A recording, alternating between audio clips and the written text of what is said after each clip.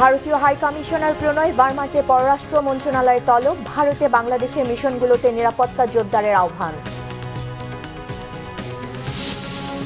দেশের ক্রান্তিলগ্নে দায়িত্ব পালনে ব্যর্থ হবার সুযোগ নেই, মন্তব্য সিইসি। শান্তিপূর্ণ নির্বাচনে পুলিশের ওপর আস্থা রাখার আহ্বান আইজিপির।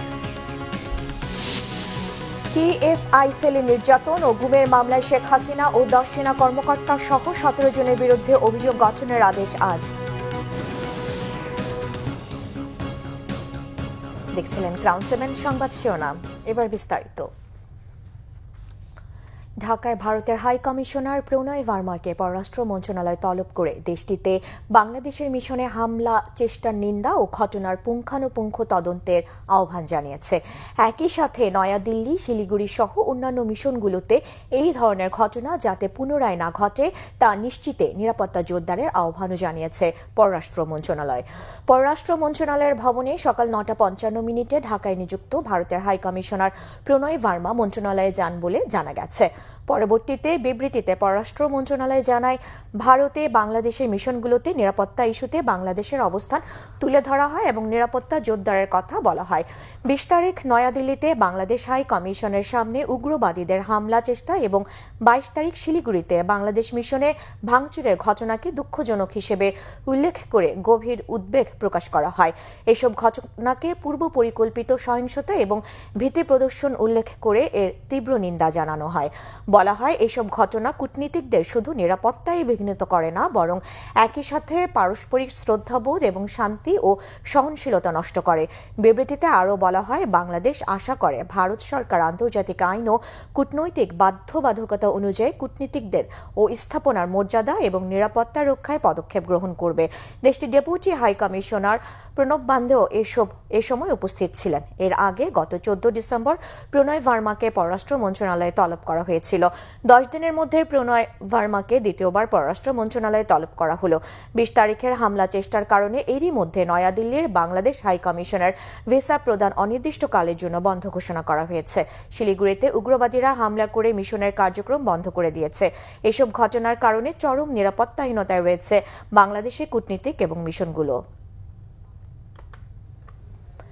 আইনের শাসন নিশ্চিত করতে ডিসি এসপিদের কঠোর নির্দেশ দিয়েছেন প্রধান নির্বাচন কমিশনার এএমএম নাসির উদ্দিন। তিনি বলেন, যুগসন্ধিক্ষণে দাঁড়িয়ে আছে দেশ, সঠিকভাবে দায়িত্ব পালনে ব্যর্থ হলে ভবিষ্যৎ প্রজন্মকে জবাব দিতে পারবো না, তাই দায়িত্বে ব্যর্থ হওয়ার কোনো সুযোগ নেই। আইনের শাসন কাকে বলে তা এবার দেখিয়ে দিতে চায় ইসি। সকালে রাজধানীর আগারগাঁয়ে নির্বাচন কমিশন ভবনে ত্রয়োদশ জাতীয় সংসদ নির্বাচন ও গণভোট নিয়ে জেলা প্রশাসক ও পুলিশ সুপারদের সঙ্গে মত বিনিময় সভায় এসব কথা বলেন এএমএম নাসির উদ্দিন। সিইসি বলেন, আইনের শাসন কাকে বলে তা এবার দেখিয়ে দিতে চায় ইসি। খারাপ নির্বাচনের অপবাদ গুছিয়ে দিতে চান এই নির্বাচনের মাধ্যমে। আইনের শাসন নিশ্চিত করতে মাঠ প্রশাসনকে নির্দেশ দিয়ে সিইসি আবারও বলেন, আইন সবার জন্য সমান, কোনো অপরাধীকে ছাড় দেবেন না।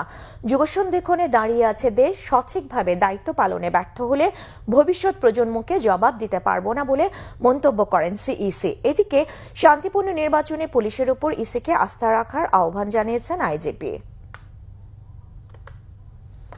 আওয়ামী লীগ আমলে 16 জনকে গুমের পর টিএফআই সেলে নির্যাতনের ঘটনায় মানবতা বিরোধী অপরাধের মামলায় ক্ষমতাচ্যুত প্রধানমন্ত্রী শেখ হাসিনা ও 10 সেনা কর্মকর্তা সহ 17 জনের বিরুদ্ধে অভিযোগ গঠনের বিষয়ে আদেশ দেওয়া হবে আজ।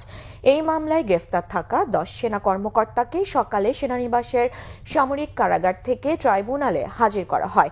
এর আগে গত রবিবার 3 আসামির পক্ষে করা অব্যাহতি আবেদনের উপর শুনানির জন্য আরও 2 দিন সময় দেন বিচারপতি মোহাম্মদ গোলাম মুর্তুজা মজুমদারের নেতৃত্বাধীন 3 সদস্যের আন্তর্জাতিক অপরাধ ট্রাইব্যুনাল 1। এজন্য অভিযোগ গঠনের বিষয়ে আদেশের তারিখ পিছিয়ে আজ নির্ধারণ করা হয়। গ্রেফতার থাকা সেনা কর্মকর্তারা হলেন 4 জন ব্রিগেডিয়ার জেনারেল মোহাম্মদ জাহাঙ্গীর আলম, তোফায়েল মুস্তফা সরওয়ার, মোহাম্মদ কামরুল হাসান ও মাহবুব আলম। এছাড়া 4 জন colonel K M Azad, Abdullah Al Momen, Anwar Latif Khan, Mohammad Mashiur Rahman এবং 2 জন লেফটেন্যান্ট কর্নেল সাইফুল ইসলাম সুমন ও মোহাম্মদ সারওয়ার বিন কাশেম। র্যাবে থাকাকালীন এই আসামিরা গুমের সঙ্গে জড়িত ছিলেন বলে রাষ্ট্রপক্ষের দাবি।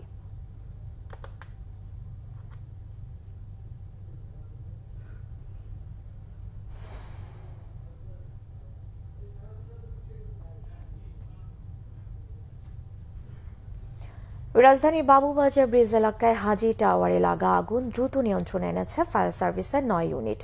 ভোর ৬টা ৪০ আগুন লাগার খবর পায় ফায়ার সার্ভিস। ৬:৩০ ঘটনাস্থলে পৌঁছে আগুন নিয়ন্ত্রণের কাজ শুরু করে ফায়ার সার্ভিস কর্মীরা।